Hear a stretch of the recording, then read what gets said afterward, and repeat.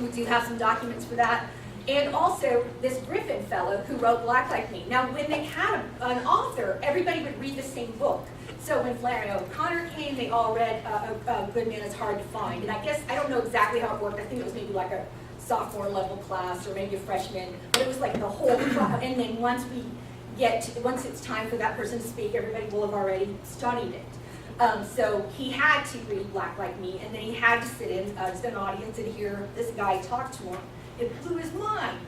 And so he writes a lot about that. We can get, if you're doing research on this, you can find out something about who he is, and we could certainly do a beautiful video about this guy, but also we've got great sources from somebody like Busby, who can, who speaks just really eloquently, both in Memories of Willoughby Tea, but also in his novel about these experiences.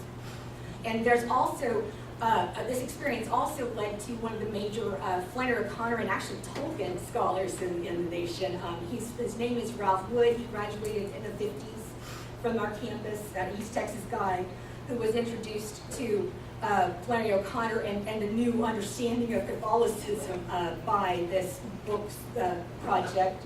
And then it brought her out here, and he's got some really funny things to say about that. There's a lot we can pull forward about that. So I'm just a super big Flannery O'Connor fan.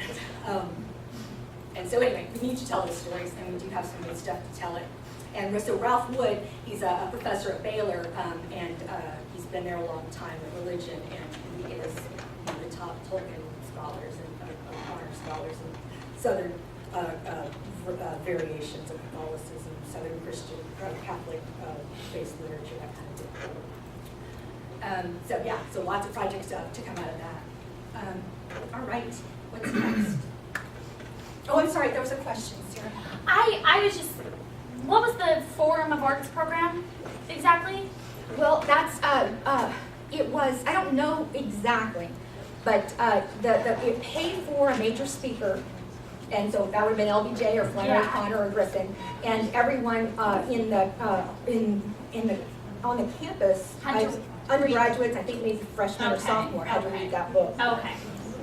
So it's an arts program. They also brought in several people.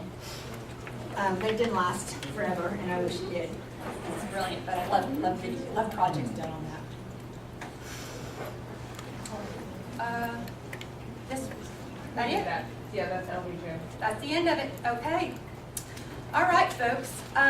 We are out of time, but let me hit